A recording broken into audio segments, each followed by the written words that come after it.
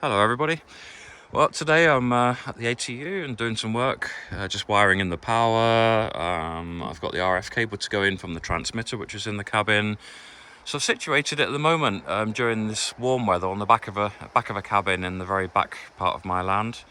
So it sits up quite nicely and it's out of the way. Yeah, I there's lots of plans. Basically, the cabin is here, and the umbrella antenna is going to sit about 40-50 meters down the back there, and there's loads of space in between the trees, and maybe one little tree will have to come out, but yeah, it's a really nice area. It's kind of sheltered, it's out of the way, and it's got plenty of space for that top hat to sit above the trees there, so it's really nice.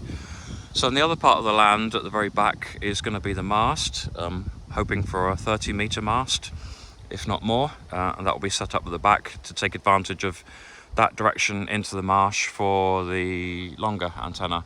It's going to be an inverted L basically. Well, it depends how much height I can get. At 20 meters, I then have to do 227 meters in length, so I'll try and get 30 to 40 meters at least, try and build some kind of antenna. And we'll play around gradually with antennas as the time goes on, and just see what works well, and see what's just see what I can do. It's very difficult. I'm on my own. I don't really have much help. I don't have any help actually physically, so everything has to be done by me. And but I'll try and get a tractor in here and clear this bit of land because the ground needs clearing as well for the grounding and flattening out a bit. It's a bit bumpy and a bit too many rocks in there. Oh, what a day today. It's really lovely. There's a bit of wind as well, keeping the mosquitoes at bay. Yeah, it's a receiving antenna. Doesn't go up too high, but just gets it out a little bit. See, I'm hoping everything's okay. This has been sitting out for many years and working, so yeah, just fingers crossed really. I haven't even tested it. I haven't even powered anything up, so who knows what's going to happen with the transmitters all configured. The transmitter is sitting in here. That's all configured, so literally it just needs power and the RF cable, which I've got. Yeah, it's a bit nerve-wracking basically. I'm just worried that I'm gonna switch it on and it's gonna go bang or something, and the capacitors are just gonna give up because they're too old, and all these issues yeah, so who knows. I just don't know what's gonna happen at the moment, and so fingers crossed. This weekend I'm going to switch it on and just give it a try, see what happens. The ATU needs to be configured, but I'm just going to run it as it is at the moment, and we're going to measure the antenna and temporary antenna and see what I can get out of it basically. Going to probably have a test transmission, just an audio test transmission at the moment, and see what the audio is like, and yeah, just play around with the radio, switch it on. If everything's all okay for a while, I'm just going to drive and see what the signal's like, and keep driving and see what the signal gets, how far it gets. So yeah, it's amazing times. But I'm so happy about this ATU, because the ATU is such a big problem. You just cannot get long wave ATUs or ATUs that cover this this band. So yeah, I'm really happy to get this, although it's only rated at 500 watts, which is, yeah, I'm hoping to do something about the ATU or sort something out so we can run the full kilowatt. I need to run that full kilowatt, if not two really, or 2 or 3 I can manage. The 1 kilowatt transmitter can run up to 3 kilowatts with extra power modules, so that's what I'm going to try and do, slowly but surely. There's no money, there's no help on the ground. What can I do? I'm literally on my own. This insane project I've done on my own, and yeah, tons of criticism originally from people saying about how to do it, how not to do it, and tons of positivity from people. So it's been a real roller coaster, massive roller coaster in fact.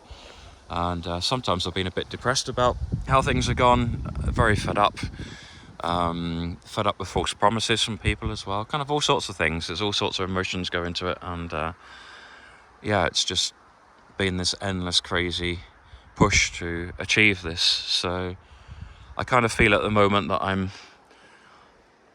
close, even though the power is not ideal. I just, it'll get 500 kilometers.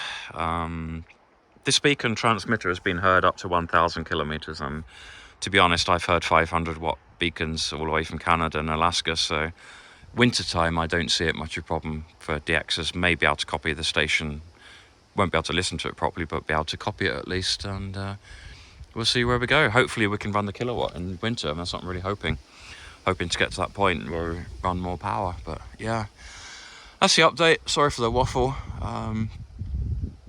Keeping everything crossed for the weekend, that first switch on, and I'll try and film it as well, and we'll see what happens. But yeah, just for now, I'm just basically doing little bits and pieces, clean up. It's absolutely full of fly dirt in here. It was horrid. It was gross. It's the same as the transmitter. It's covered in fly dirts, and yeah, not very nice. It was sitting in a very, very hot cabin in the summertime, and all the flies were getting in, and yeah, gross. So but now it's all clean and usable, and I can touch it at least.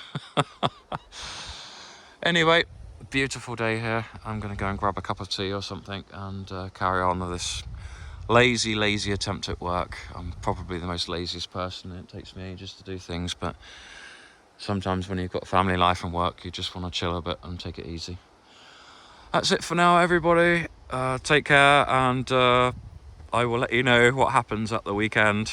I'll switch it on and I'll do a video, but this is kind of a pre-warning. I may be transmitting, I may not be, who knows. I don't want to commit to a test transmission and say that yes, we'll be transmitting when the transmitter goes bang or one of the power supplies don't work. I mean, the beauty of it is that I've got double of everything. 2 modulators, 2 power supplies, you know, it's pretty fail safe. So we're gonna, fingers crossed, hopefully get it working. But that's it for now. Take care. Bye bye.